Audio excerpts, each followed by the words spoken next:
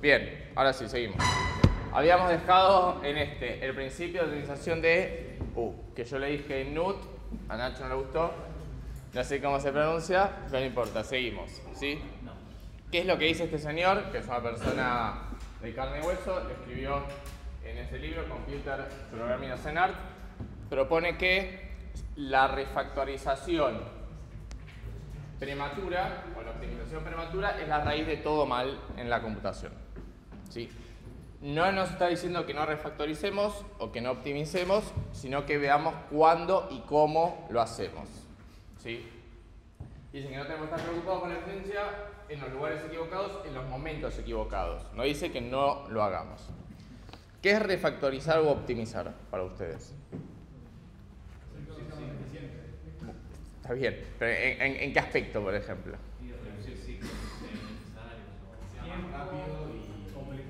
Tiempo, complejidad. Inicializaciones. Muchas cosas de algoritmos 2. Esta que está bien, está perfecto. Está bárbaro, ¿eh? Es súper común hacer refactorización de ese estilo. Es el más común. Ahora, Ver si dos clases pueden ser una. por ejemplo, ¿no? Ver si muestra una abstracción. Podemos clarificar el código, es lo más común. Yo en general, hay un principio que dice que no lo haga, pero en general yo tengo un objetivo, programo, hago todo el código, después veo cuán horrible quedó y lo refactorizo, ¿no? Lo cambio, lo ajusto. Refactorizar, lo vamos a ver cuando veamos TDD, pero tiene que ver con cambiar código sin alterar su funcionamiento. Alguien que usa ese código no debería haber ningún tipo de cambio, ¿sí? Si cambia ya no es más refactorizar, lo estoy cambiando. ¿Qué es lo que dice esto? No refactoricemos antes de tiempo, ¿sí? Hay otro principio que se desprende de acá, que es si anda no lo toques, que va un poco por ahí, ¿no? De vuelta, no dice que no refactoricemos si veamos cuándo y cómo, ¿no? Básicamente están trabajando el TP, si falta una semana, no se pongan a ver la complejidad algorítmica de cada cosa, a ver dónde se puede optimizar, sino termínenlo, ¿sí? ¿Por qué? Porque las refactorizaciones tempranas tienden a generar errores o bugs. Eso es lo que busca evitar. Esto es importante. No es que no, solo que debemos hacerlo al momento adecuado. Una vez que funciona, una vez que los tests pasan, puedo refactorizar. Sí, de hecho, hay una metodología de trabajo que se llama TDD que tiene que ver con eso, refactorizar siempre y cuando el código esté funcionando y tenga un test que lo verifique. Sí, ese es NUT. Así que la razón de todo el mal viene de optimización prematura. Que hay un punto. Bien, separación de incumbencias, ¿sí? Básicamente, ¿qué nos dice esto? Bueno, que apliquemos lo que vimos en la práctica la vez pasada, ¿sí? Separemos nuestros módulos en incumbencias y que sean diferentes, ¿sí? Que no se toquen, ¿sí? Básicamente, ¿qué nos propone? Por ejemplo, tiene un módulo de lógica de negocio, como ya charlamos la vez pasada, otro de interfaz visual, otro de conexión a servicios externos, puede ser una base de datos, a una API, a otra cosa o lo que sea. ¿Sí? ¿Para qué nos sirve esto? Como vimos en la clase pasada, cambiar un módulo no debería afectar a los otros. Obviamente esto hace que el código sea más fácil de mantener, ¿no? Ya hablamos bastante sobre qué beneficios tiene esto. Bien. Además esto también nos ayuda cuando programamos a pensar que, igual que cuando ustedes hacen el TP, ¿no? Ustedes se juntan, piensan más o menos cómo hacerlo, después se dividen. Ustedes asumen que las otras clases que no son las que están tocando en este preciso momento funcionan, ¿no? Básicamente, programan así. Bueno, acá es lo mismo, pero a nivel módulo. Sí. ¿Qué hay que evitar o cómo podemos darnos cuenta que lo estamos haciendo mal? Bueno, que las capas del sistema se estén tocando. Básicamente haya dos cosas en dos módulos distintos que se parezcan, se están tocando, se refieren a lo mismo. Una clase que tiene todo, no estoy separando ninguna incumbencia, tengo uno solo, y el Golden Hammer, usted tiene que tener mucho cuidado. ¿Sí? ¿Qué significa esta? Que es un principio por sí mismo, es un problema en general de ingeniería. Cuando uno tiene un martillo, todo parecen clavos. ¿Qué significa esto? Yo sé hacer algo en particular, sé resolver X, ¿sí? Entonces, cuando viene un problema X, yo lo sé resolver. Ahora, cuando viene un problema Y, yo pienso que se resuelve con X. ¿Sí? Por ejemplo, la vez pasada nosotros vimos separar dos módulos, lo que es lógica y lo que es vista. No me acuerdo en controlador dónde quedó, pero lo habíamos visto así. Eso es una forma de resolverlo. No significa que el TP, por ejemplo, se resuelva así. Sí, eso lo discuten ustedes. ¿Sí? Que ustedes conozcan una forma de resolver este problema, de tener el modelo por un lado y la vista por el otro, que es el que vimos la vez pasada, no significa que siempre se resuelva así. ¿Sí? De vuelta, no silver bullet.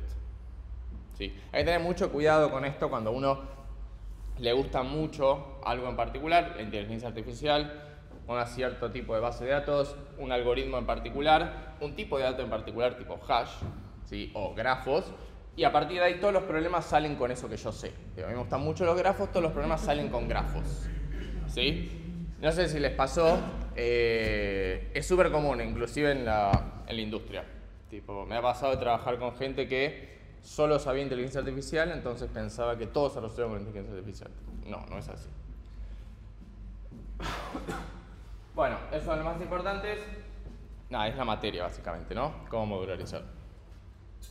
Bien, y con esto terminamos la parte de principios.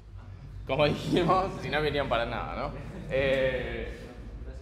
No pasó ahí, pero bueno, como dijimos al principio, lo que es principios son principios porque tienen nombre, están definidos, lo definió alguien en algún libro, en algún paper, y son conocidos en la industria.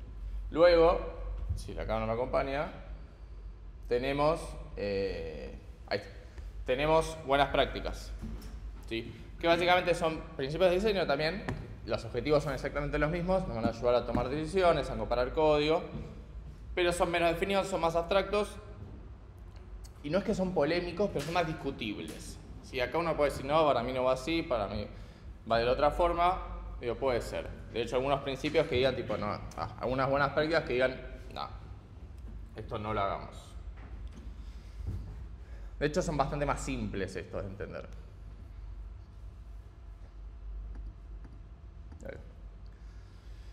Bien. No pasó. El primero ahí está. Es legibilidad. ¿Sí? El código lo escriben una vez con la mejor de las suertes y se lee infinitas veces más. ¿Sí? Si lo comparan cuántas veces se lee, cuántas veces lo escriben, es infinito. ¿Sí? Entonces tiene que ser claro. ¿Cómo? Ya vimos un montón de cosas. Sí, pero eso tenemos que tener en mente todo el tiempo. Y esto, escribir pensando que lo va a ver otra persona que no soy yo. Fundamental. Todas estas cosas también las pueden llevar a otros lados, ¿no? Tipo, mis módulos también tienen que ser legibles, cómo se comunican. ¿Sí? Fíjense que la palabra es legibilidad, ¿sí? No es cómo se escribe, sino cómo se ve.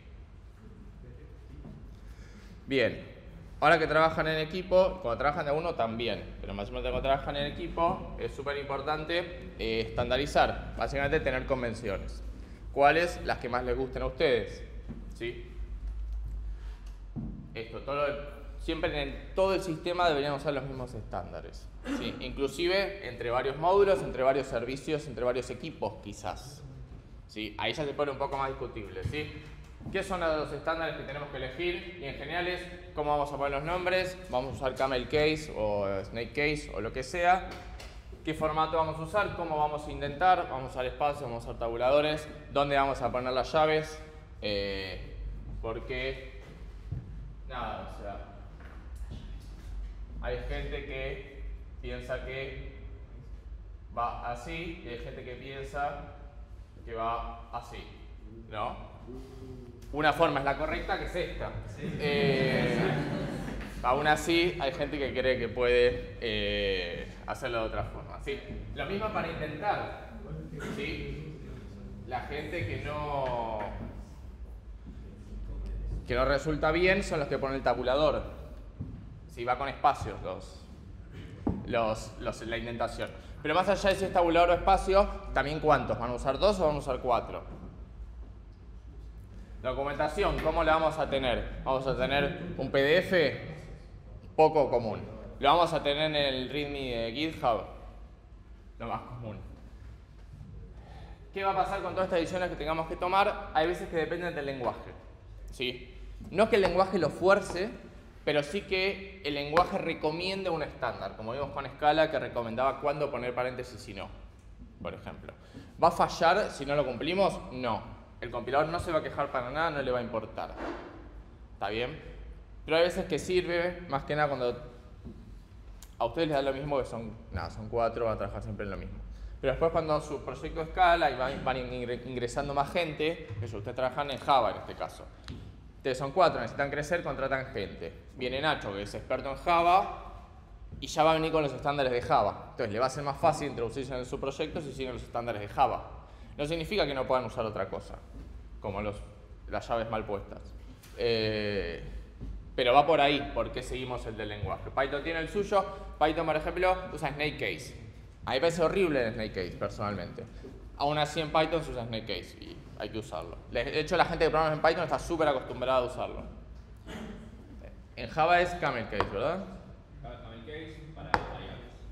Sí. Y esto sí, y como dijimos antes, los principios, la mayoría son muy difíciles de cumplir. Digo, que haya una herramienta que nos verifique que se estén cumpliendo. Los estándares sí se puede. Hay algo que se llama linterns, que lo vamos a ver más adelante, ¿no? No me acuerdo cuánto, falta un montón, me parece. Los linterns. Falta una banda.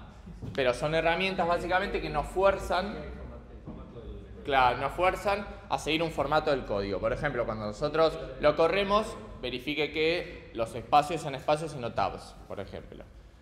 Hasta pueden verificar que estén usando Camelcase o lo que lo quieran configurar. Que las llaves estén donde correspondan. Que no tengan espacios en blanco. Que no tengas espacios en blanco. Que no tengas líneas en blanco, más de una. Siempre se pone, al final en GitHub, o sea, siempre se pone una línea vacía al fondo. ¿Por qué? Porque si no GitHub nos pone un iconito feo, rojo, que es así. Que es como, acá termina, para decirles que no hay línea extra. Como es feo, ponemos una línea extra para que no aparezca. Nada, o sea, en todos lados hay una línea extra abajo al fondo. Es solamente para que GitHub no muestre el icono de no hay línea abajo. Igual quizás cuando tenés mucho código, por una línea. No, vos podés configurarle, decir que todas las funciones tienen que estar separadas por una línea. De hecho, es una buena práctica, pero podés decirle una línea, no 3. O que no haya más de una línea. Tipo, son súper configurables. Los linterns ustedes pueden programar lo que quieran. Hasta pueden garantizar que no tenga tipo errores de gramática o ortografía. Tipo, son súper configurables estas cosas. De hecho, acá no se los pedimos. Tengo entendido que en otras materias sí. Tipo, en técnica de diseño a mí me lo han pedido. Hay unos linterns que están muy buenos que hasta te corrigen todo. O sea, algunos te levantan los errores, te dicen, che, está mal acá y acá. Y otro que pueden decirle, tipo, bueno, corregímelo y los arregla. Tipo, hace lo que tiene que hacer. Lo usamos en forma que te formateaba todo el código con el información y... Sí. En Go tienen el... No me acuerdo, sí. El Gol. ¿Así se llama? ¿Es una aplicación o una extensión? Bien, el lintern es un concepto, hay un montón de herramientas que son linterns, que son básicamente garantizan que se cumple un formato en particular del archivo. Nada más. Go ya viene el lenguaje, viene con una herramienta que ya lo formatea con el estándar de Go. Ahora hay un montón de linterns, bueno, no puedo acordar ninguno ahora. ¿En Java cuál se usa? Slint es el más conocido. ¿Es Slint de JavaScript? ¿O en Java también? Sí, porque es un formato. Eso, Slint es tipo literalmente un archivo, le decís cómo querés que se configure y te verifica si está bien el formato o no, y si no lo corrige. En general no queremos que lo corrija solo, más que nada porque nos tenemos que acostumbrar a codear como el proyecto lo indica. ¿Sí? Esto hay veces que tampoco escala los mismos estándares, porque ustedes son el mismo proyecto, está bien. Suponiendo que tienen otro servicio, en otro repo, son las mismas 4 personas, van a programar exactamente igual. Ahora, ¿qué pasa si subcontratan tipo una parte del proyecto, que se hace en otro repo, no sé, a India? A ellos van a programar con otros estándares posiblemente. Y está bien, a medida que escala, lo que va a pasar es que cada equipo de trabajo cumpla sus estándares, ¿sí? No sé si es tan común que las empresas obliguen a seguir un estándar. Sí, cada equipo tiene que seguir lo suyo. También depende del lenguaje. Si tenemos servicios en distintos lenguajes, lo más probable es que tengan el estándar del lenguaje. Bien. Bueno. De vuelta. Acordarse que alguien va a leer mi código. ¿sí? Todo el tiempo. Esto que dijimos que estaba bárbaro, nos dijeron uno que estaba bárbaro, no lo hacemos. ¿Sí? Acá no somos elegantes o no nos lucimos. ¿Sí? No en esta materia, cuando programamos en general. Inclusive cuando programen para ustedes mismos. ¿Sí? Porque después no van a tener ni idea qué ir a esa línea. Pero les juro que no van a tener la más pálida idea. Y lo peor es, hay herramientas que se llama, por ejemplo, en Visual Studio Code tenemos el Git Flame, que usted se para en una línea y les dice abajo quién la hizo y hace cuánto. No hay nada peor que no entender código y que te diga que lo hiciste vos. Nada. Primero que fue hace tipo un año. Y es tipo, ¿qué estaba pensando?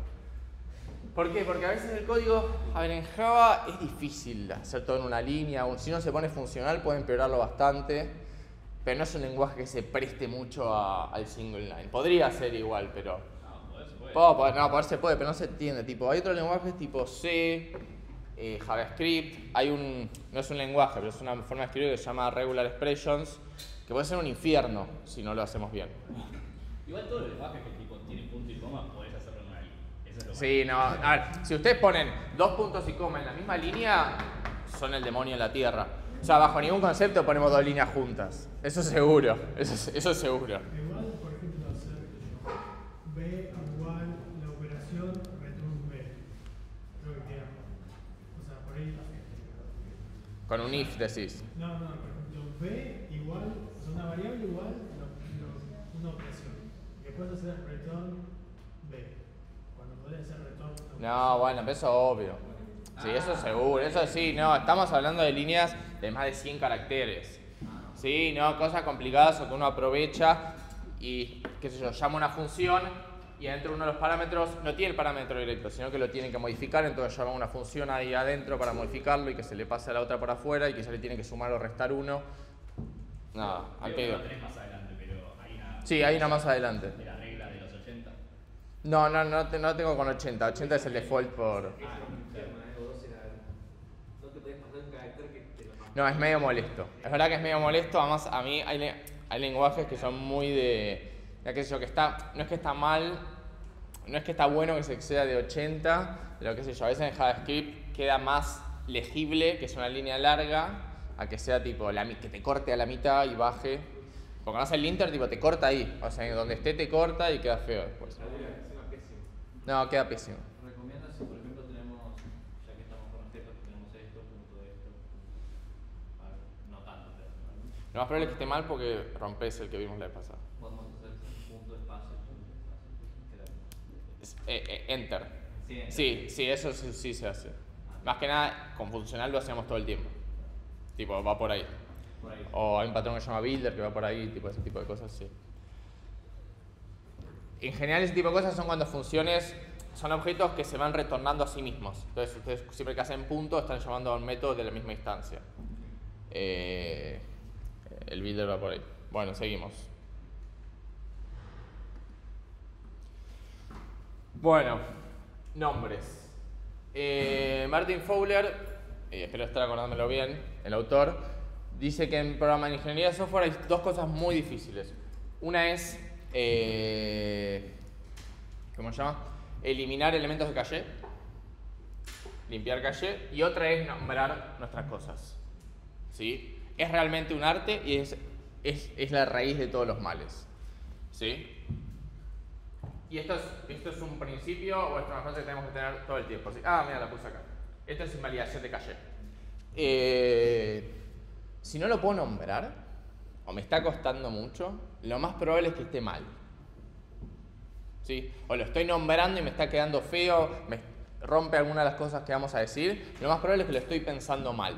Si mi clase no la puedo nombrar porque tiene muchas cosas, no sé, por lo que sea, a veces no se nos ocurre, está mal la clase. Y eso es, te diría que 99% de los casos que no lo puedo nombrar está mal. Lo estoy pensando mal, lo estoy diseñando mal. ¿Sí? Súper común. Tipo, reuniones enteras para ver cómo llamar a este servicio. Porque es súper importante nombrar. O sea, yo sé que parece, esto es una boludez. Tipo, son cosas, detalles. Me he reunido horas y horas para nombrar cosas y no poder y decir, tipo, no, hay que empezar de cero. Y diseñar toda la arquitectura del sistema de cero porque no podemos ponerle el nombre. ¿Por qué pasaría eso? Ahora vemos qué nombres son malos y sigo que te respondo. Bien, ¿qué nombres no tengo que poner? ¿Sí? Obviamente depende si es variable, clase o lo que sea, ¿no? O módulo. ¿Sí? Obviamente no puedo ser antiintuitivo. ¿Sí? Por ejemplo, length, que es súper común, es la longitud, es el largo de algo. ¿Sí? Y en general vale -1 si no se encontró, si es inválido, no está creado, lo que sea, ¿no? Y si yo leo esta variable, tipo, ya sé que es la longitud de algo. ¿Está bien? Puedo poner longitud, sí, es correcto, obviamente. Sí, pero no puedo poner un nombre que no sea intuitivo, ¿sí? Que sean legibles en algún idioma y todo el proyecto debería seguir el mismo. El mismo idioma. O sea, no lo llamen como el pájaro que más les gusta, básicamente. Pero esto es muy algoritmos 1, ¿no? Descriptivos y que muestren lo que hacen en lugar de su tipo. Porque es súper común tener hash. Tipo, crear la clase o usuario clase y abajo usuario en minúscula. Sí, eso estoy mostrando el tipo, no lo que hace. ¿Por qué? Porque cuando yo lo leo esa variable quiero saber qué contiene y para qué existe, no qué tipo es. Eso lo puedo ver cuando la firma, IntelliJ me lo muestra con command click, no me interesa. ¿Sí? Entonces, llamar usuarios, bueno, en lugar de arreglo usuarios, porque a nadie le interesa que es un arreglo. Además es que si el día de mañana no es un arreglo, es una lista, quedó mal el nombre. Peso en kilogramos es mejor que peso porque es más claro, ¿sí? Sobre lo que es. ¿Por qué? Porque también me parece una boludez, pero es súper común. Después de un montón de tiempo ven el algoritmo y dicen, ¿y esta variable en qué unidad es? Y tienen que ir a ver un test o a ver un ejemplo o correrlo a ver qué pasa. Es tipo peso en kilogramos, ya está. ¿Sí? Les juro que pasa muchísimo con segundos y milisegundos. En la industria un montón de librerías, algunas funcionan con segundos, otras con milisegundos. Cuando dice la variable time o tiempo, no tengo la más remota idea si son segundos o milisegundos. Tengo que ir a la librería, a ver la documentación que era y ver, listo, son segundos. Terrible. Si hiciera time in seconds, tipo resuelve todo ese tiempo. Obviamente no usan números, bajo ningún concepto. Nunca. Usuario 1 no es válido. ¿Está bien? Pokémon 2 tampoco. Obviamente hay algunas excepciones que permiten acortar o que son variables muy efímeras, ¿sí? Y muy clásicas, ¿no? Bueno, el número cuando ingresa por usuario, la cantidad, el max, el mínimo, y k se refieren a iteradores, ¿no? Al for. Tipo, for i igual a 0. Tipo, a eso apunta que es válido. Porque esa variable ahí, ¿qué le voy a poner? Variable iterador. No es necesario, tipo, y está bien. O sea, no tiene otro sentido que ir incrementándose. Si tiene otro sentido, sí, pongámosle. ¿Sí? Las expresiones booleanas tienen que leerse como verdaderas. ¿Sí? Básicamente, terminó. No terminó. Porque es confuso. Está mal el tilde. Sí, está mal el tilde. Por eso me confundí. No terminó, no está bien, sería terminó. Seguimos con nombres de funciones. Todavía te debo tu cosa, pero ahí vamos. Bueno. Igual ya hablamos, la nombre de función tiene que decir qué hace y no cómo lo hace. Digo, fundamental. Primero porque el cómo lo hace puede cambiar. ¿Por qué? Porque lo puedo refactorizar. Ahí. Porque el nombre puede cambiar. El cómo lo hace puede cambiar. Usar nombres completos, claros y concisos. Y acá ya es tipo una batalla, es una zona de guerra. Java es más de los nombres largos. Yo personalmente recomiendo que no le tengamos miedo a los nombres largos. Es preferible un nombre largo que sea incómodo, que igual te lo rellena el IDE cuando lo están escribiendo, a que sea cortito y no se entienda lo que dice. Si hay gente que se espanta. Hay lenguajes que son extremadamente largos, como el Objective-C, antes que Apple haga Swift. Java tiende a tener nombres largos, ¿sí? A mí me parece más claro eso. Si no, nos van a cobrar por carácter en el código. Pero no le tengamos miedo que sean largos. Bien, por ejemplo, si el módulo es de usuarios que accede a la base de datos, el método obtener es claro. ¿Por qué? Porque el módulo es usuarios, el método es obtener. ¿Qué se obtiene? Usuarios. O sea, se entiende la lógica. ¿Por qué? Porque ¿qué tiendo a poner yo? antes de ir con estos. Obtener usuario es redundante. ¿Sí? En general, para este tipo de casos muy puntual, es obtener alcanza. Cuando es plural, por ejemplo, obtener, mi intuición es que es uno. No sé, recibe un ID, un identificador único. Obtener usuarios, ahí sí sería como más plural, no sé, sería una búsqueda. ¿Qué nombres no podemos poner? Bueno, obtener usuarios ahorrando vocales, porque, no sé, en Stack Overflow estaba así. Obtener usuario en la base de datos, tampoco, pues estoy exponiendo cómo funciona. Quizás no es de la base de datos, quizás es de otro servicio, otra API. Find usuario, mezcla idiomas, get user DB, mezcla todo lo anterior, etcétera. Tipo, imagínense sus casos que más les gusten. Bien.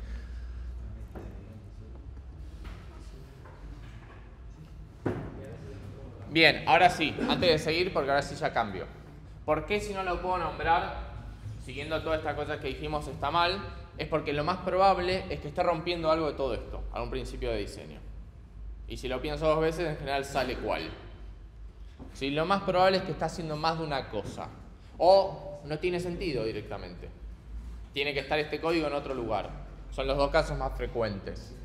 ¿Sí? Por eso es que está mal si no lo puedo nombrar. Porque lo más probable es que esté rompiendo algo que yo no quiero romper, entonces no lo puedo nombrar. ¿Está bien? No es que le saque las vocales. ¿No?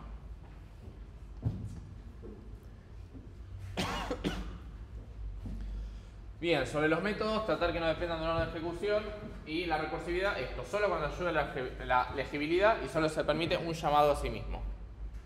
No se requiere que los llamados recursivos sean uno solo, sino que no tengan una intermedia, tipo que A llame a B y que A llame a A. Eso, bajo ningún concepto, está todo roto eso. O sea, que se llamen entre sí. Bueno, sobre los parámetros de las funciones, tienen que ser la menor cantidad posible. Si es ninguno, es mejor. ¿Sí? ¿Por qué? ¿Por qué piensan que es esto?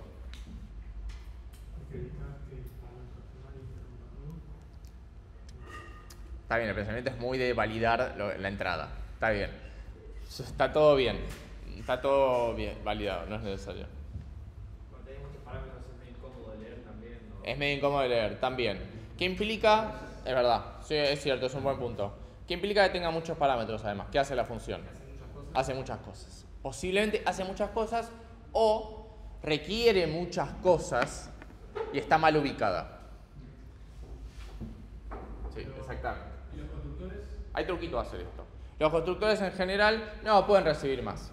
Sí, porque es la base. Sí, tiene sentido. Hay algunos truquitos para evitar esto que no se evitan, ¿no? Por ejemplo, yo tengo 9 parámetros. ¿Cómo hago para que sea uno solo? ¿Cómo lo resuelvo?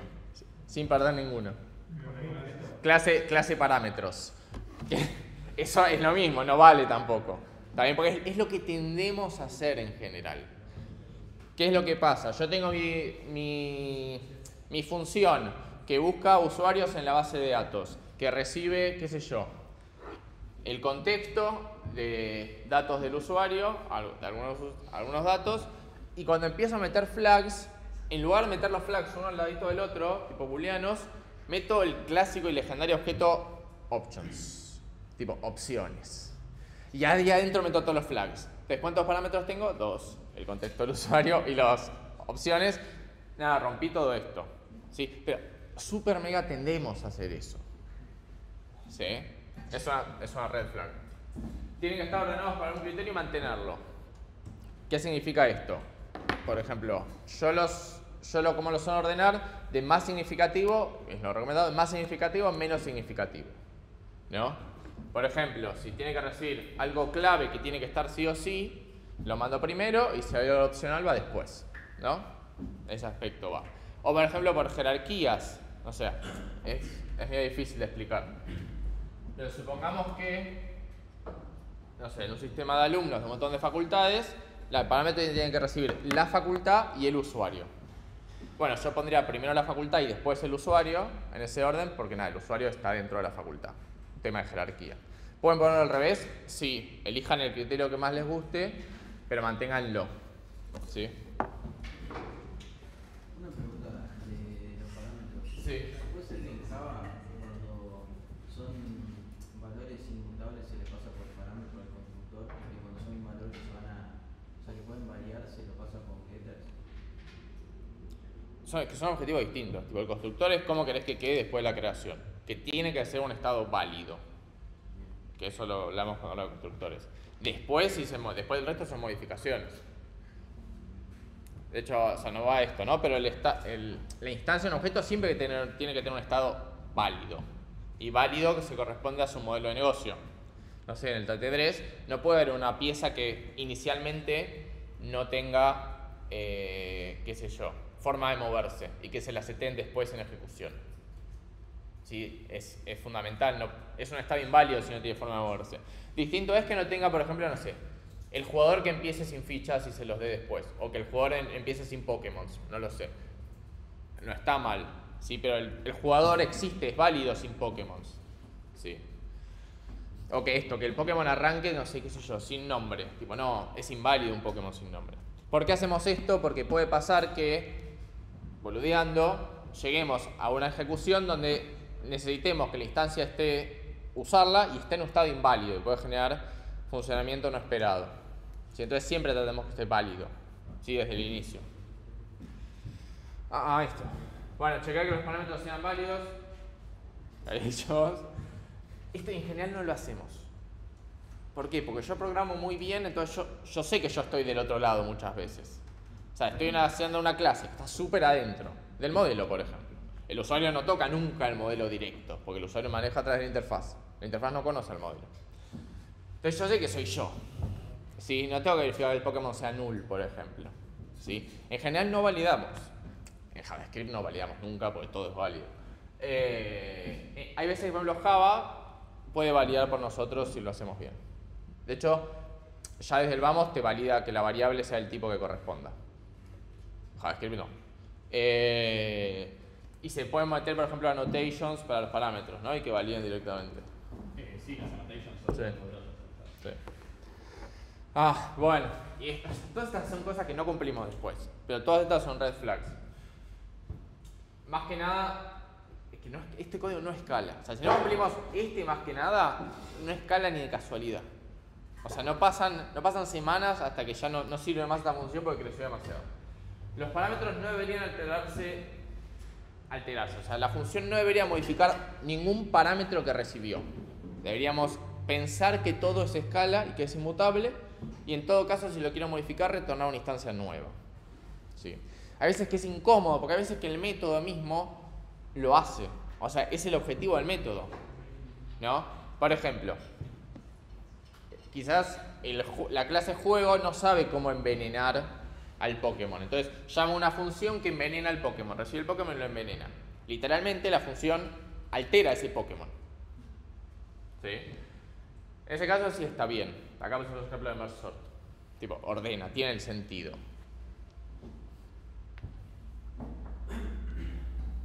Bien. Bueno, seguimos. Ahora su parte favorita. Nunca tenemos números mágicos. Está bien, bajo ningún concepto, bajo nada, nunca. No se aprueba un PR que tenga un 3 metido en la mitad del código. Digo, nunca. Perdón, ¿volvés al anterior? Sí. ¿De ese último punto? Sí. No se cambió, pero... Ahí va. De hecho, algunos linterns se quejan cuando modificamos los parámetros. Tipo, si no sé qué yo llevo un parámetro punto y le asigno algo, se dice, ojo, estás asignando algo a un parámetro. El nuestro lo hace. Sí, no, lo que quería decir es, bueno, sigue en la misma diapo, pero no importa, el tema de los parámetros. ¿A qué principio que vimos en la clase pasada, que dio fe de la clase pasada, les hace acordar de no deben alterar los parámetros que reciben? Primero, ¿qué les hace acordar en general? Funcional. ¿Cómo? Funcional. Bueno, funcional directamente no podemos modificarlo, ¿no? Es un principio de funcional.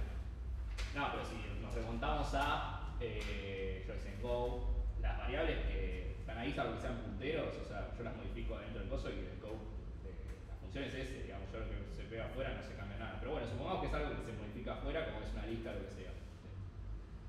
Y si yo no tengo una función que explícitamente me diga eso, tipo, che, envenenar Pokémon, entonces bueno, no sé que si le pasa un Pokémon lo va a envenenar, o sea, espero que sea eso. Pero ¿qué principio de lo que mencionó Fede en la clase pasada rompería si hace un efecto no deseado? ¿Cómo se llama?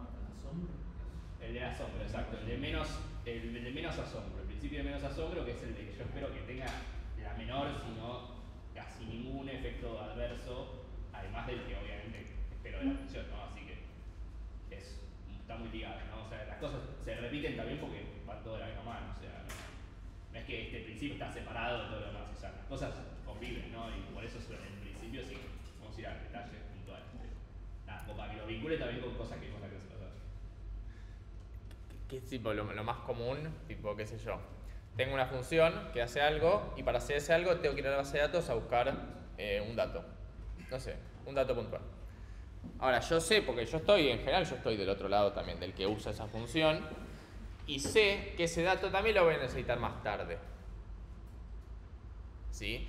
Y algo que nosotros queremos reducir es la cantidad de llamados para fuera de nuestro sistema. La base de datos está por fuera del sistema. Mi sistema en general está en... No sé, depende, pero puede estar en Estados Unidos y mi base de datos en Japón. ¿Sí? Entonces nosotros reducimos la cantidad de llamados a la base de datos, lo más que podemos. Entonces yo sé que 10 líneas de abajo lo voy a hacer de vuelta. Ahora, ¿qué pasa? ¿Me lo guardo? ¿Dónde? Digo, ¿cómo me ahorro este llamado? En general eso se resuelve con una abstracción y hacer el llamado antes y qué sé yo. Ahí está. ¿Qué números están permitidos? Y hasta ahí, tipo 0, 1, null. ¿Pero por qué? Porque en general son más explicativos, ¿no? Se autodocumentan, ¿sí? Se puede ver lo que hacen mirándolos. Lo que evitamos justamente con esto, el objetivo, no es que nos moleste, es que perdamos el sentido de ese número. ¿Sí? Además de que después, en general, ese número se repite y conviene ponerle una constante general y que siempre llames a la constante para que lo tengas que cambiar en un solo lugar. Perdemos el sentido, tipo, y parece raro, pero tipo, ven y llegan, ven un 7 y ¿qué es esto? O sea, es inmodificable además porque está repartido en 10 lugares. Tipo, no, 0 está permitido, ¿por qué? Porque es el valor inicial de un contador, supongamos, ¿no? El i igual a 0, por eso está permitido. Si 0 fuera, qué sé yo, usted tiene los comandos, no sé cómo lo están haciendo el TP, si usan JLine o no importa. Tienen el comando y sus comandos son un enum. Y 0 es el comando, qué sé yo, luchar, no pueden poner igual a 0. Tienen que poner igual a luchar, que tiene que representar un 0. Si en ese caso también es un número mágico. Son válidos nada más cuando se autoexplican, ¿no? El clásico, qué sé yo, +1. Tipo, bueno, está bien, no hace falta que... Porque me va a pasar en algoritmo 2 como reclamar esto y claro, 1 está bien. Y ponga tipo 1, 2, 3. Tipo, es lo mismo, ¿no? O sea, tienen que poner qué es lo que significa este número. Y puede ser que este número signifique dos cosas distintas, entonces esté repetido en las constantes. Hay una constante que sea un 1 que se llame esto, y hay otro que sea un 1 que se llame esto, pero porque se usan los distintos significan cosas distintas. A mí me pasó con programando dados que me exigieron distintos números para distintos dados. Fue medio feo. Al final terminé haciendo 1, 2, 3. Número dado. No está bien porque tenés un número en tu nombre de la variable. Ya vamos. Es que, ¿cómo le ponía? Si el dado, tengo un caso, mi dado es 6, que saca 6, pero lo quiero porque tiene un D6. Es que no sé si tienen que cambiar, o sea, no sé si tienen que cambiar o no los dados, tipo... Pasa que había una...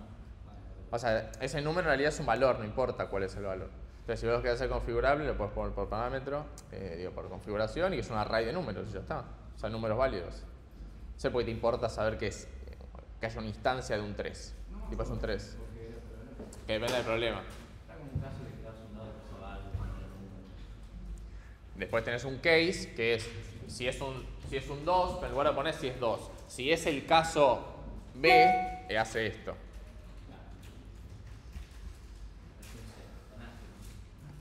Por ejemplo. Bien. Un poco de esto ya hablamos. Pues yo puse como back to the feature. Yo ya pasé hace rato acá. Ahí va. Comentarios. Bien, sirven para aclarar el código. Ya lo sabemos. Lo mejor sea que no exista, básicamente. El código debería ser, como se dice, autodocumentado. Que se documenta a sí mismo. No significa que tenemos que poner una herramienta que nos cree los comentarios solos automáticamente, sino que debería ser lo suficientemente legible y claro para que no sean necesarios comentarios. Si yo tengo que explicar lo que está pasando acá, posiblemente esté haciendo demasiado complejo lo que estoy haciendo y tengo que simplificarlo. ¿Sí?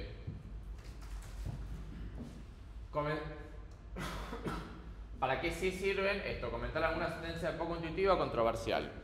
¿Qué es lo que suele pasar o cuándo suele pasar así? Cuando yo uso una librería que espera los parámetros de una forma rara o distinta a los que yo espero.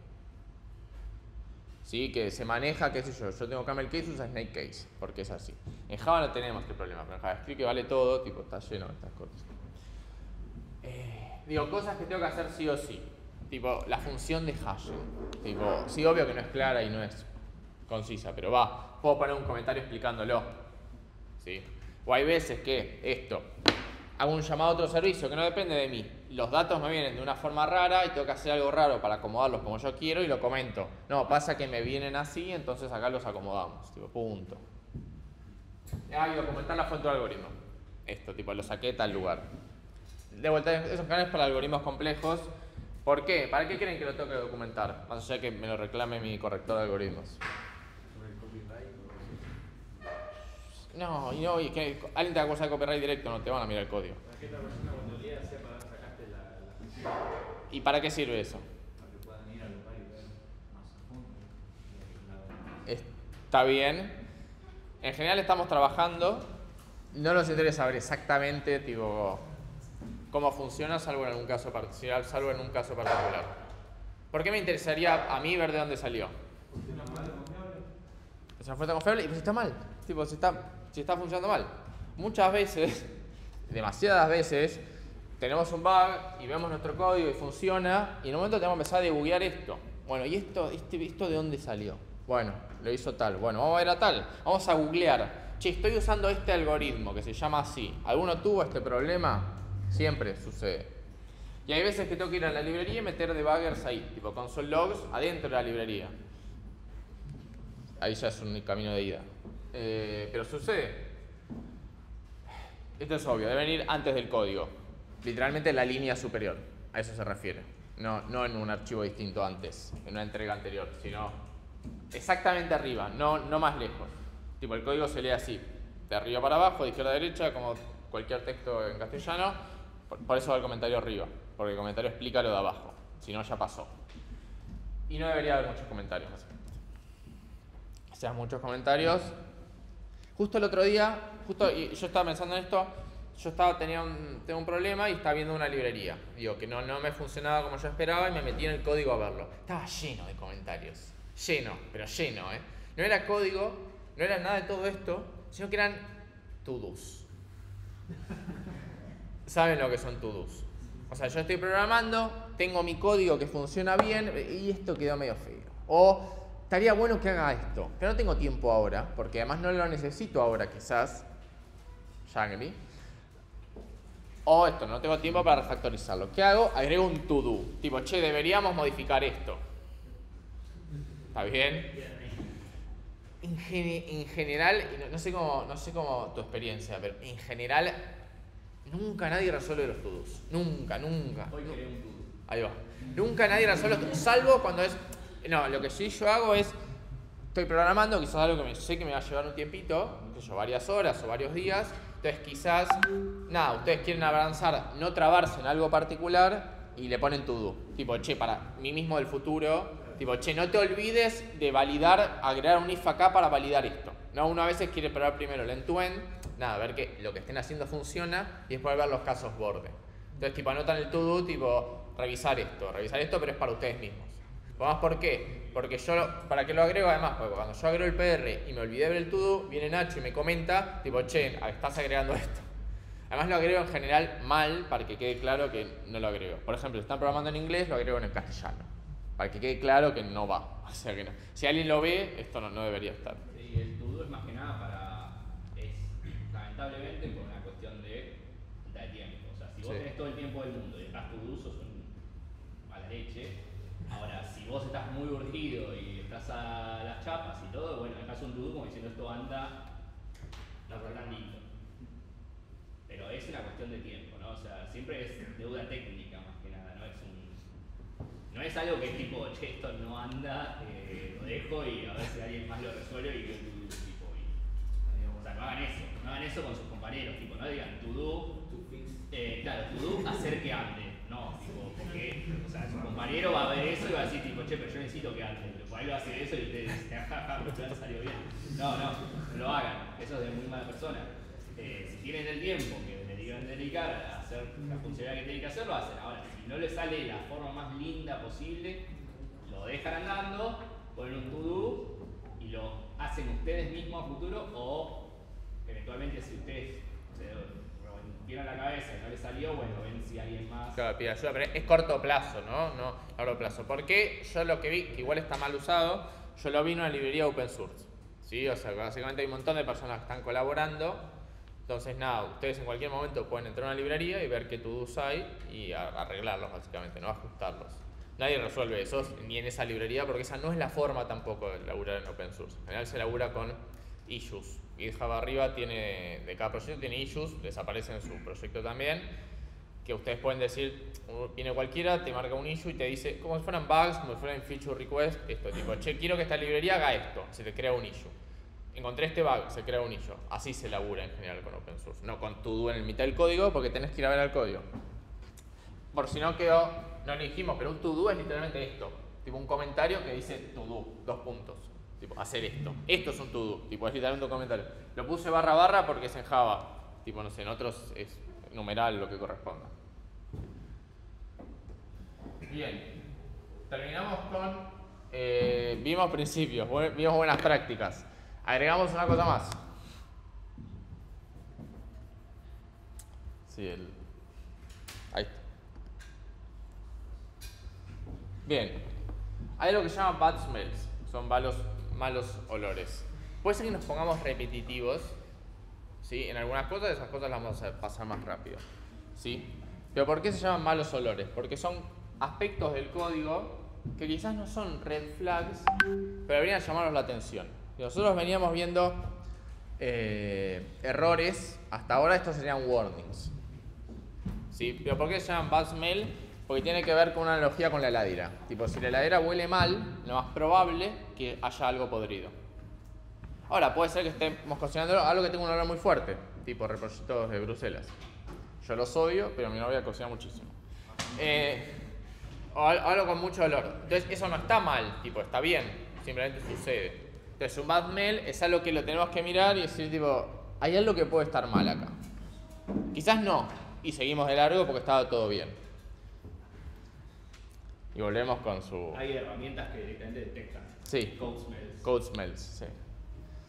Bueno, fantástico. Sí. Igual, Code smell. code smell es el mismo concepto, tipo smell de códigos, tipo olores de código. Es raro en castellano. Volvemos igual con su entidad favorita, que son los comentarios. Pero ahora ya desde el lado del bad smell, ¿sí? Esto, comentario que no esté cerca del código. Lo más probable es que esté mal, ¿sí? Cualquier otra información que no sea del código, ¿sí? Eso debería llamarnos la atención.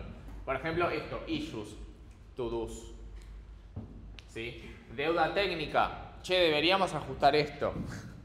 O recordar hacer esto, lo mismo. Documentación, ¿sí? Sobre por qué se tomó una decisión de diseño, por ejemplo, o cómo se levanta el servicio. No va en la mitad del código, va en otro lugar. ¿Dónde? No sé. Donde les guste, pero no en la mitad del código. Puede ser que tengamos documentación en la mitad del código y esté bien, y puede ser, qué sé yo.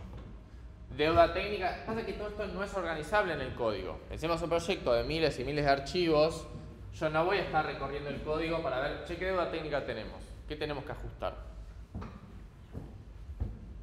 ¿Qué hora estamos? Bien. Seguimos sobre comentarios. ¿Quién pudiera haber dicho que podríamos hablar tanto de comentarios? Y hay más. Bien, hay comentarios que pueden llegar a ser obsoletos, ¿sí? ¿Qué significa esto? Que quedaron viejos, ¿sí? Un comentario que es viejo o es irrelevante o es incorrecto ya quedó obsoleto, ¿sí? ¿Cuándo se vuelven obsoletos? Súper rápido. Por eso no tenemos que tener comentarios, ¿sí? ¿Por qué rápidamente se vuelven viejos? Porque cambia el algoritmo abajo, el código de abajo. Cambia algo abajo y ya no va más ese comentario, ¿sí? Si yo veo un comentario que quedó obsoleto, Tipo, arreglarlos o borrarlos. Sí, en general es esta la respuesta. A todo lo que vamos a ver. No tener miedo a borrar código, menos a borrar comentarios. ¿Sí? Digo, obviamente código que sabemos que esté mal, que no se esté usando. ¿Sí? ¿Por qué? Porque tenemos nuestro amigo Git, que en el caso de que lo queramos recuperar, tipo, queda en el historial. ¿Sí? De hecho es común, tipo, recuperar cosas. Bien. Seguimos. Redundante.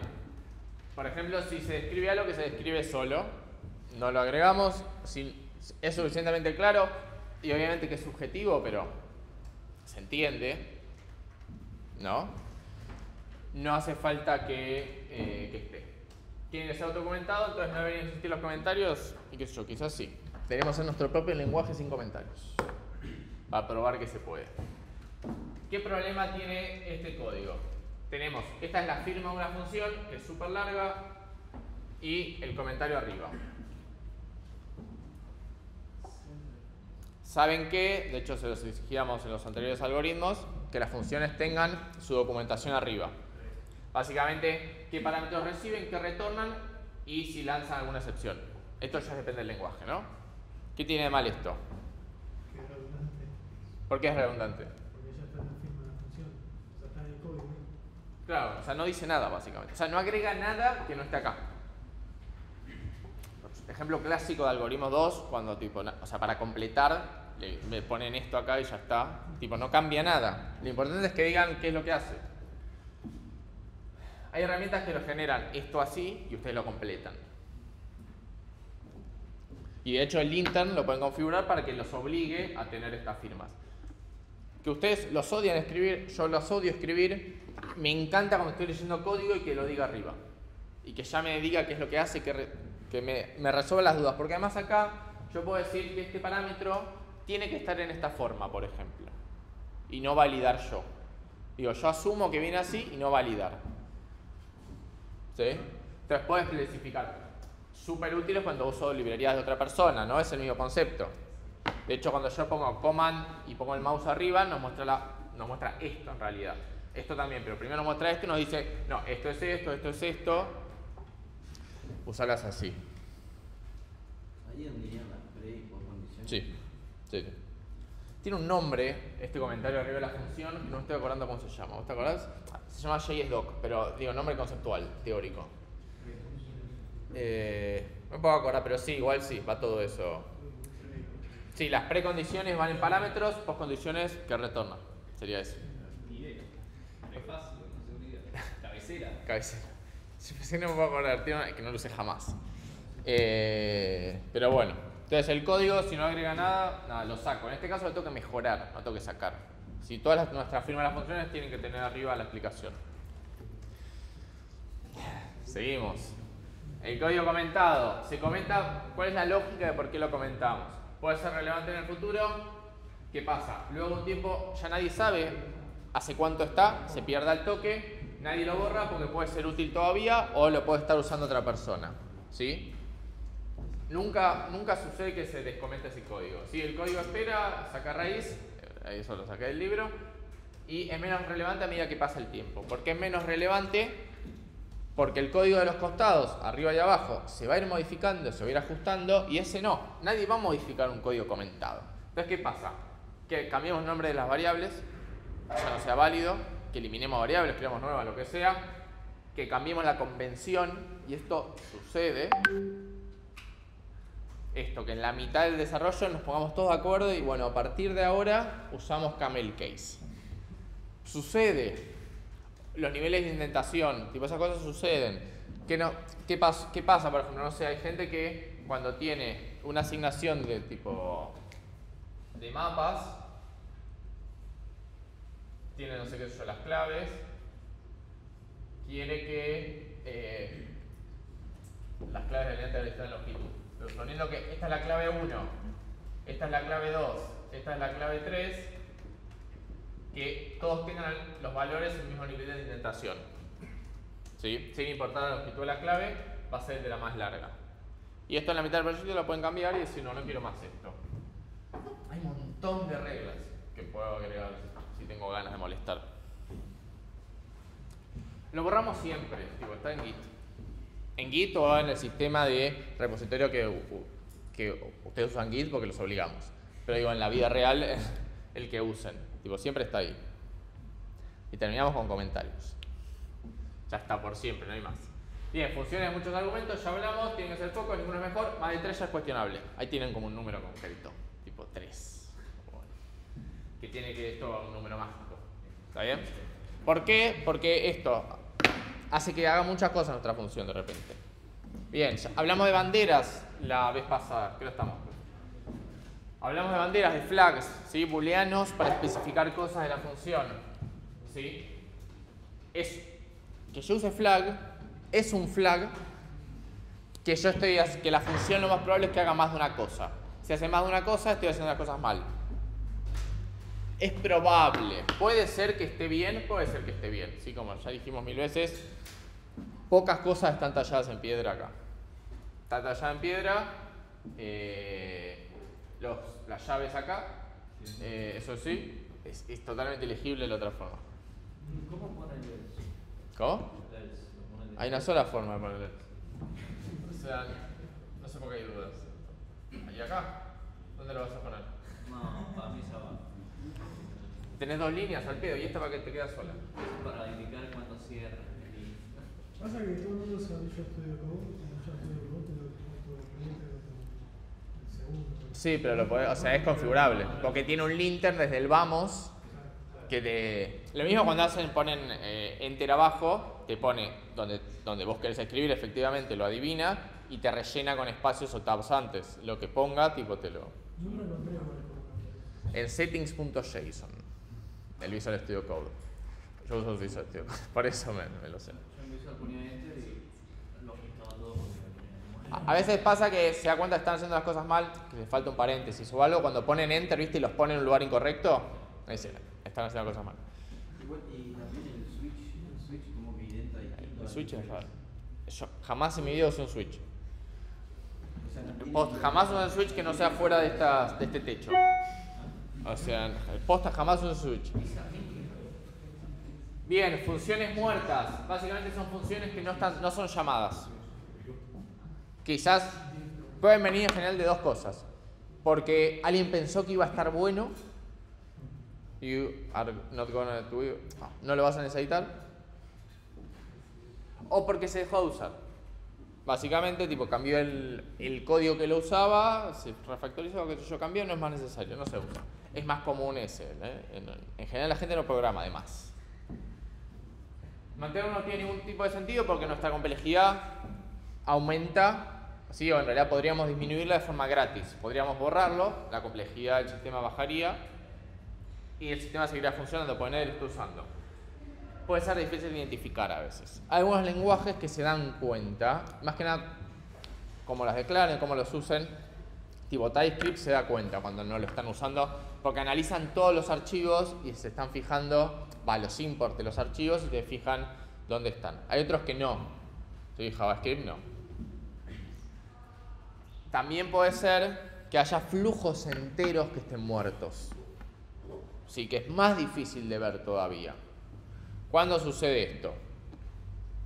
Yo tengo, o si quieren verlo de otra forma, funcionalidad que está muerta, que nadie usa. ¿Sí? Es difícil verlo con aplicaciones, ¿no? Pero sigamos con el ejemplo de Twitter. Supongamos que hay una funcionalidad que literalmente nadie usa, 0 personas. Entonces, todo ese código está ahí para nada. Tipo, nadie lo está usando, efectivamente esto no va. Eso también hay que sacarlo, hay que borrarlo. O promocionarlo, ¿no? Si es, no sé, Twitter.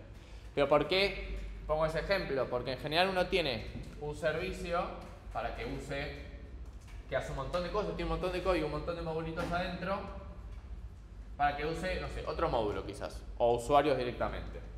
Entonces quizás los usuarios están usando y hay varias formas de hacer las cosas y hay un módulo en particular que no lo usa nadie, porque no les es cómodo, lo hacen de otra forma.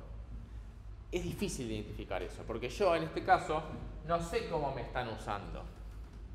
¿Está bien?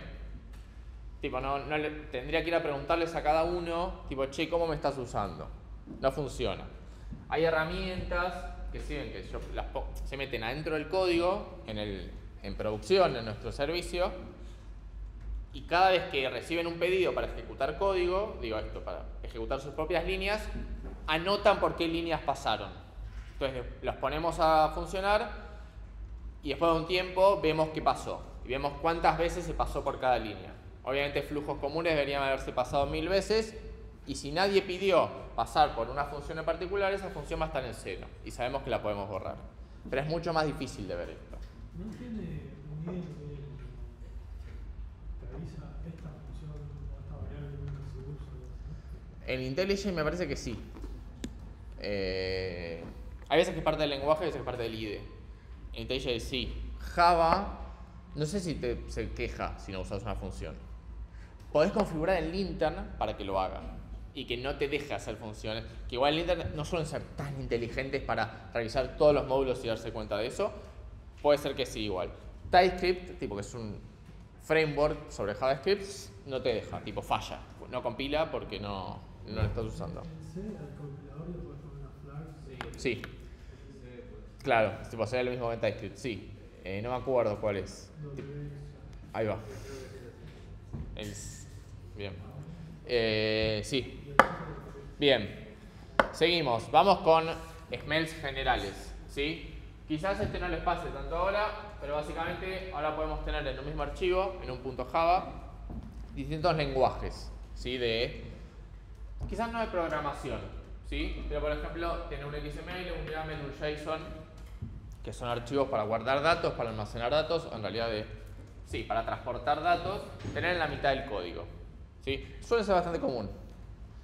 Eso en realidad no debería sucedernos, debería estar en un archivo, en general es en un archivo aparte. ¿Qué sé yo? Si tengo, en general es una configuración, qué sé yo, de arranque, igual, vieron que sus aplicaciones tienen el application YAML o YAML, nadie lo vio, ¿no? El por default viene con application YAML, ¿no? Pues eso es de Spring Boot, ¿no? El application YAML. O sea, Java desde el vamos, ¿cómo sabe cómo arrancar? No tiene nada. No tiene nada, claro, no tiene nada, eso es Spring. Spring Boot es un framework de arriba de Java. Pero no importa, pueden tener archivos de este estilo, la recomendación es que no lo tengamos, tenga un archivo aparte. Es un bad smell si está. Bueno, bien, sigo acá. Hay otro que tiene que ver con el principio de menor sorpresa, que es que el comportamiento obvio no esté implementado. ¿Sí?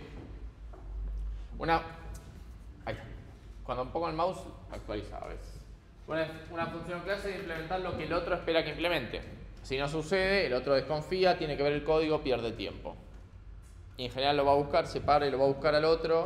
Y ese tipo de check hiciste acá. Bien, vamos rápido esto porque ya charlamos bastante. Saltear medidas de seguridad. ¿Sí? Para algo están. ¿Qué son las medidas de seguridad? Los warnings del compilador. Los errores no, porque ahí falla directamente, no explota. Los warnings del compilador son los que ya vienen en el compilador. Uno los puede skipear, puede configurarlos para que sean más molestos que de costumbre también. En algoritmos 2 nosotros hacíamos que les configuren súper molestos. Para algo están. ¿Sí? Entonces, ¿podemos ignorar warnings? Sí, ahí su proyecto tiene 772. Porque además escalan los warnings. Lo vieron, pueden tener miles. Vale. Pero nosotros lo configuramos para que explote siempre, sin warnings. Todo sea error. Porque tenía que tener 0. En general por algo están. Entonces, mucho cuidado con los skipeamos. Esto es con lo que tiene que ver con el lenguaje. Otra cosa son las pruebas. Vamos a hablar de pruebas ¿Hoy es viernes? Sí, la semana que viene no, la otra. Ya arrancamos con pruebas. Sí, pero es básicamente código que prueba nuestro propio código. ¿Está bien? Que todo esté funcionando bien. Puede ser que yo esté haciendo cambios y se rompan las pruebas. ¿Sí? Puede ser porque yo programé mal o porque cambié cómo funciona algo. Por ejemplo, tengo un sistema que llama a otro para hacer algo. Entonces en mi prueba yo testeo que efectivamente se haga el llamado. Literalmente se puede testear eso. Yo vengo y mi tarea es dejar de hacer ese llamado, hacerlo de otra forma. Entonces ese test se va a romper, porque yo lo cambio, todo funciona, pero cuando corro el test me dice, no, no estás haciendo el llamado. Y está bien que se rompa porque no, o sea, era lo esperado. Yo en ese caso puedo borrarlo, debo borrarlo, pero tengo que prestar atención justamente que lo estoy borrando y por qué. En este caso tiene sentido. ¿Qué es lo súper común o qué es lo que tienen muchas herramientas de test? Que le podemos hacer .skip y que lo skipee y no corra. ¿Para qué? Para que el sistema buildee, mi PR esté verde y lo pueda mergear. Entonces, en general, no salteamos pruebas si fallan, las arreglamos. No las borramos salvo que la tarea tenga que ver con esto, ¿no? O sea, si ya no tiene sentido el test porque no llamo a este otro servicio, digo, ya está, se va. Bien, vamos con algo que no charlamos nada. No funcionó el mouse. Ahí está. El código duplicado. ¿Por qué lo agregamos de vuelta? Por esto. ¿Sí? Tenemos que verla como una oportunidad de abstracción. ¿Sí? Hay una abstracción que no estamos viendo si tenemos código duplicado. ¿Sí? Tipo, eso ya es Batmail, todo junto. Principio, todo, va todo. Buena práctica, va todo. Bien. Demasiada información. Y acá va cómo diseñar. Va sobre clases e interfaces. Bueno. ¿Qué es lo que dice? Habla sobre módulos y sobre interfaces. ¿Sí? Dice que los módulos que están bien definidos tienen interfaces chicas que permiten hacer mucho con poco.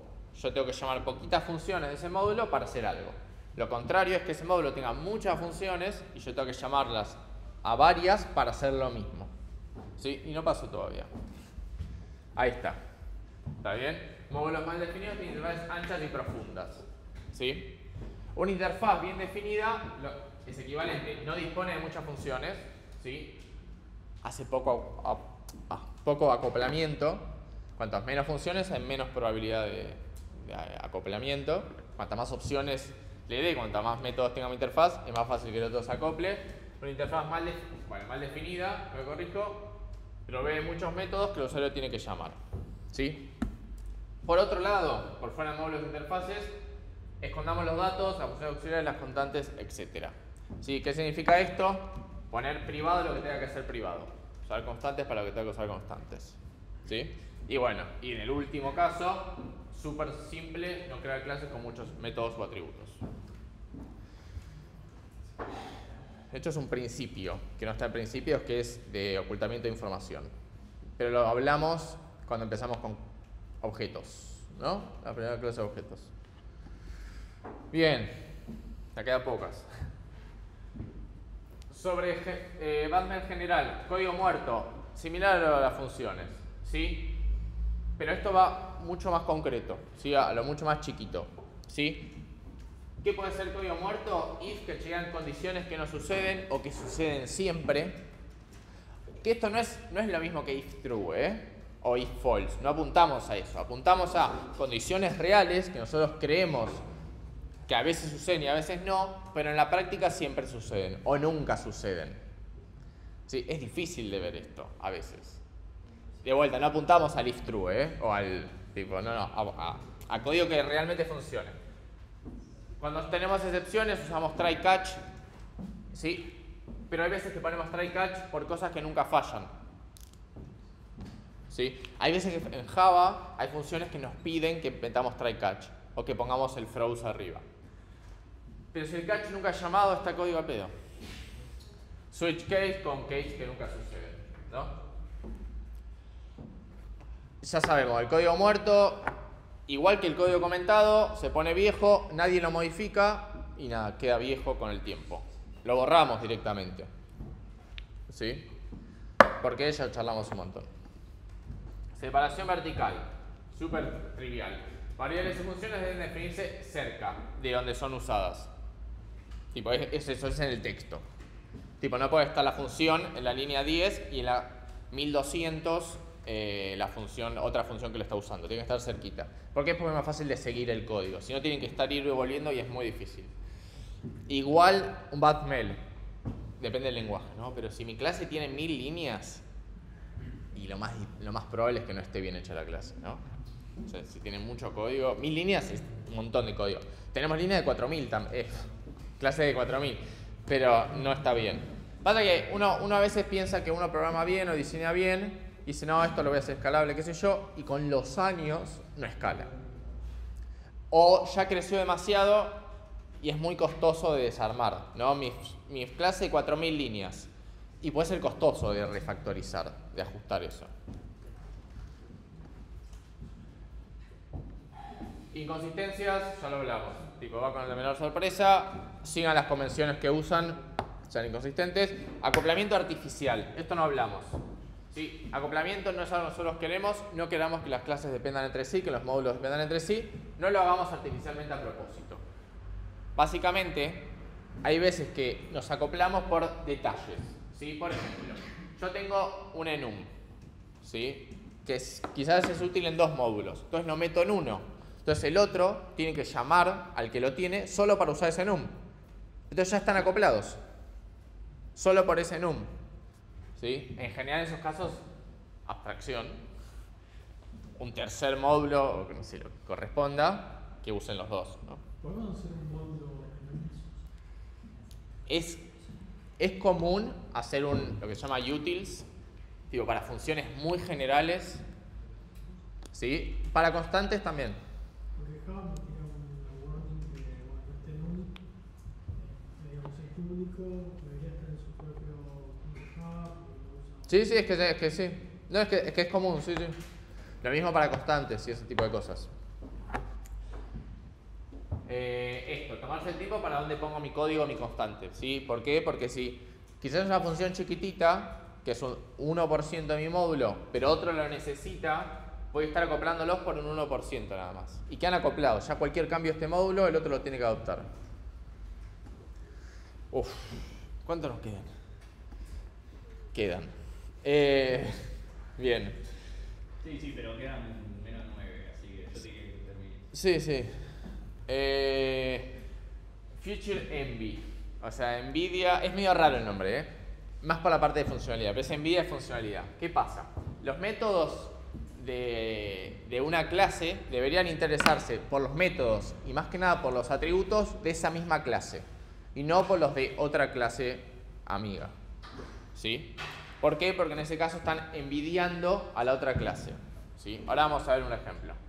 Cuando un método usa get y set para manipular la data del otro objeto, está envidiando el alcance de la otra clase. ¿Por qué?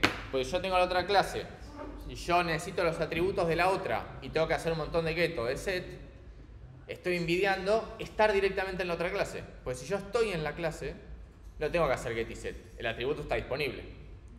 Ahora, como no estoy, tengo que empezar a hacer un montón de get y de set. Si me pasa esto, lo estoy pensando mal. Porque esa funcionalidad envidia a la otra clase. Le gustaría estar en la otra, así no tiene que usar get y set. Ahora vemos un ejemplo igual.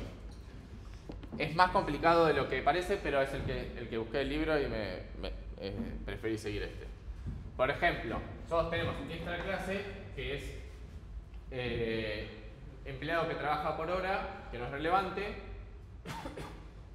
que se usa en una clase que es una calculadora de horas para pagar, qué sé yo. Y acá llama a un get, acá llama a otro get, acá llama a otro get, todo de la clase E. ¿Está bien? Entonces, ¿qué pasa? Y después labura con esos datos. A esta clase le encantaría estar acá, porque se evitaría todo esto. ¿Se entiende? Todo el resto, esta clase tipo no hace nada que no sea usar esto. Eso se llama que este método particularmente envidia a esta clase. Tipo, le encantaría estar ahí. ¿Queda claro este? Sería como forzar el acoplamiento también en una cierta. Sí, no sé, forzar. ¿Qué es lo más común? ¿Qué sé yo? Saco cierto comportamiento de una clase para meterla en una auxiliar. Ahora, ¿qué pasa? Esto, ¿no? Ahora, ¿qué pasa? La auxiliar usa todo lo de la clase que yo la saqué. Entonces digo, ¿para qué la saqué? ¿Cómo sería la versión correcta de esto? No, es que esto no tiene que ir acá. Estaría bien hacer una. Después depende del negocio, ¿no? Y sin meternos bien en el código, Podría pasar directamente. lo más probable es que tenga que estar del otro lado. Ahora puede ser que lo esté diseñando mal también, no lo sé.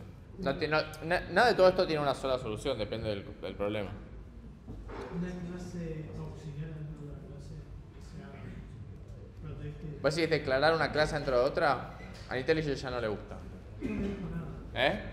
No, pero te las muestra. No, pero te las muestra raro en el izquierdo del menú. Vos tenías una clase, es un archivo. Cuando tenés más de una, te hace un desplegable.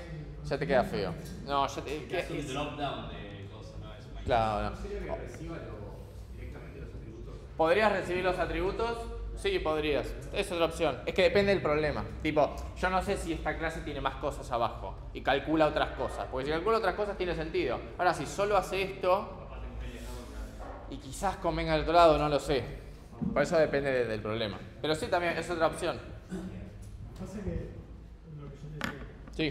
tipo, no hay trucs en Java, ¿no? No, pero pensá, vas a tener una clase que sea anémica, lo más probable. Sí. Ahí está, listo. Pero es que si no me diría un error de castello, o sea, list object. No, bueno, y arreglar el problema de casteo. No se resuelve todo cambiando el código. No es, bueno, voy probando cosas hasta que funcione alguna.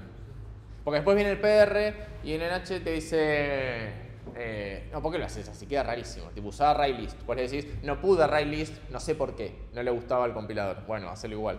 O sea, así funciona. O sea, no. Es que no se puede hacer, si yo tengo una lista de.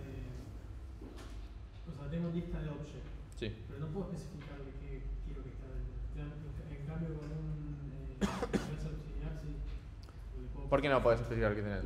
Porque no puedo hacer list, quiero que sea in, string y otra lista. No puedo- Ah, pero es que no querés una lista vos entonces. Vos querés o un vector de any o esto. O sea, sí, pero pensá también por qué necesitas eso. Y si eso lo querés guardar en una clase, ponerlo en otro archivo distinto. Que tenga algo de comportamiento. Es difícil, yo entiendo tu problema. Tipo, es difícil, porque hay veces que tipo viene cómodo. Sí, es verdad. Estoy de acuerdo. Todos tuvimos ese problema. Bueno, ya charlamos de esto, ¿no? Pero algo distinto. El código tiene que ser tan expresivo como se pueda. ¿Sí? Evitamos líneas, números mágicos, notaciones raras, nada de eso. El autor, que en este caso todos estos BASML están referidos en Clean Code de Robert C. Martin. Dice que palabras en húngaro, ese tipo de cosas. No las usemos. Hay un ejemplo en lo que no hay que hacer. Porque no se entiende. Ahí está. Bueno, esto lo charlamos un poco la vez pasada. ¿Sí? Hay que tener cuidado cuando ponemos static, porque en general puede ser que sea inapropiado. Cuando usamos los static en general o cuando nos conviene, cuando la funcionalidad no depende de un estado, o sea, la instancia tiene estado y comportamiento, ¿no? Cuando no depende de un estado, sino de los parámetros, ¿no? Por ejemplo, math.max depende de los dos números para definir cuál es mayor, ¿verdad? No depende de otro estado que no sean estos dos parámetros. En este caso tiene sentido que sea estático. ¿Está bien? Digo, tiene lógica. Eso es cuando usamos estáticos. Ahora, ¿qué pasa?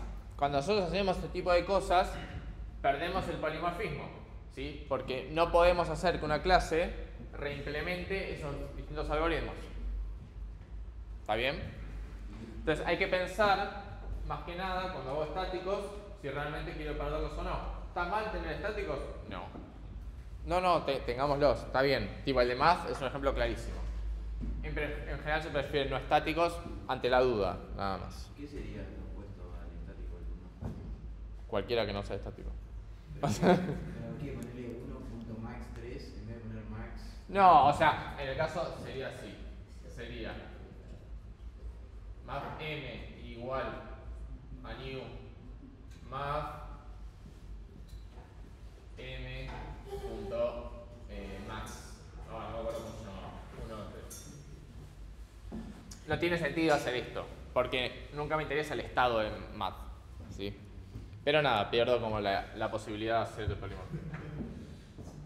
Bien, como dijimos en las primeras clases, acá no se pueden hacer if-else menos switch, ¿sí? Siempre preferimos el polimorfismo a tener if es esto, hace esto, si no hace otra cosa. ¿Cuándo perdimos? En el tat3, cuando tuvimos el if, tipo if store, caballo, eso, ¿se acuerdan? Lo discutimos. Podíamos usar un hash, es verdad, es un truquito que se suele usar, ¿sí? Pero hay que encontrarlo de otra forma, ¿sí? Puede ser que es súper común en el MVC esto, que tengan vista y modelo, que en algún momento de la transformación haya alguien que la sepa hacer, que en ese caso era ese segmento de if. Hay que ver si no se puede hacer más general. ¿Sí? Switch, no usamos switch. Seguir convenciones estándar, ya hablamos. ¿Sí? Más allá de esto, las convenciones, sigan cosas conocidas o que vieron. ¿Está bien? Tipo, no inventen el suyo. Tipo, no, vamos a tener 5 espacios. La asignación va a tener 5 espacios. O vamos a tener las variables todas mayúsculas. Tipo, no hagan eso. ¿Por qué? Porque después va a venir un empleado nuevo y no va a poder entrar a labura con ustedes. Básicamente. O el cuatri que viene, si hay grupos de más de 4, no va a poder laburar con ustedes porque programan con un estándar de porquería. En general los estándares tienen sentido, tipo los que usamos. ¿Sí? Digo, en la Java, Python, el JavaScript, tipo, no es que se le dio a alguien, tipo, no, esto va así. Tipo, son cómodos, por eso los usa. Cuando no es cómodo, no se usa. Bueno, seamos precisos cuando programamos. ¿Qué significa esto? Pensemos, básicamente. Si no tiremos como datos para cualquier lado, tipo usar un float para representar un número entero, en este caso un precio que es un número con coma. ¿Sí? Usemos un double en este caso, ¿sí? Tener todas las variables como protected, porque, qué sé yo, quizás son útiles después. No, ¿sí? Seamos precisos. ¿Por qué? Porque esto genera bugs después, genera problemas. Encapsular condicionales. ¿Sí? Esto hablamos un poquito la vez pasada. La lógica booleana suele ser difícil de entender. ¿Alguien hizo discreta? Ahí va. Pueden ser muy difíciles de entender la lógica booleana. Pero si sabes de Morgan, ahí sí, por eso. Como no lo sabemos, la extraemos en una función aparte en general. IntelliJ reconoce cuándo podrías usar de Morgan y te lo aplica con eso. Sí. IntelliJ te hace refactor de un montón de cosas, además. Tipo, si vos querés este código, puedes refactor y te hace un método aparte. Por ejemplo, estos dos if son equivalentes. ¿Pero qué pasó? Acá tenemos que si el timer expiró y el timer no es recurrente, y acá todo esto lo pusimos en una función aparte de una sola línea que tiene esto y la llamamos, tipo, debe borrarse. Mucho más claro este. Pero ahí no tenés que ir a una dentro de la otra, dentro de la otra, que por ahí llama a otra. No, pero tipo, esta abstracción es súper simple, ¿eh? Es una función arriba, exactamente arriba, que se llame debe borrarse, reciba un timer y retorne exactamente esto al código. Sí, el problema, vos decís de la vez pasada, el problema es cuando yo llamo una función que llama a otra y sin retornar llama a otra, que todavía sin retornar llama a otra y así. En este caso, esta se llama y retorna en este preciso momento. Deja de contar.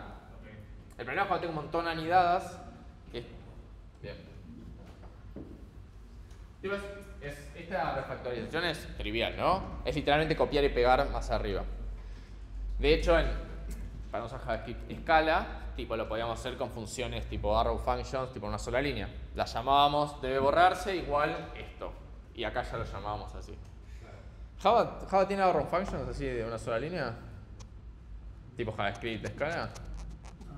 Podés ponerlo las llaves. No, sin llaves. No, eso no es un arrow function. Tipo una función de una sola línea. Tipo una arrow function básicamente. Ah, sí. ¿Sí? Ah, ahí va. Sí. Claro. Podríamos tenerlo también. Bien. Seguimos. ¿Sabes que yo dije, no serán pocos? Pensé que iban a ser pocos. Bueno, pero ahora aprendieron un montón de cosas. Bien, lo mismo pero con condicionales negativos. Ya lo charlamos esto. Evitemos, pongamos es mayor en lugar de no es mayor. ¿No? ¿Cuál es el error acá? Este. Le tengo que poner el no porque este ya es no, doble negado. Ahí va como. Bien, seguimos. Perdón, o sea, se ve porque lo anterior no va, ¿no? Tipo, es totalmente ilegible, o sea, es mucho más complejo que esto. Las funciones deben hacer una sola cosa. Esto viene de la filosofía de Unix. Nada, lo charlamos un montón. Si se hace más de una cosa, seguro que está mal. Y encapsular condiciones borde. ¿Qué significa esto? También, porque suena mucho más complejo de lo que es. Hay veces nosotros tenemos acá, si el nivel mayor a 1 es menor a esta longitud, lo que hago es, hago esto, le sumo 1 al nivel acá para avanzarlo, ¿sí? Entonces yo acá cuando lo leo tengo que entender dos cosas. Primero, que el nivel, o sea, el siguiente nivel, después, tiene que ser menor a esto. Eso es más complejo que decir directamente una variable auxiliar, siguiente nivel, y después usarla. ¿Está bien? Eso es tipo esconder casos borde. No tener más 1, menos 1 adentro de if, condicionales, ese tipo de cosas. Porque es muy difícil de seguir. Tipo, es eso. Y por último, nada, la bibliografía de hoy. ¿Vale? De hoy no, desde todo lo que vimos de la clase pasada. Tenemos Clean Code para Advanced Mails, que están en un montón de lados. De hecho, en Clean Code se referencia a otros. Y la bibliografía de principios de diseño. Que tenemos a las personas que venimos charlando, ¿no? A Robert C. Martin, Martin Fowler, Ken Beck, y personas que van a leer por el resto de sus vidas. Así que bueno, voy a parar de grabar.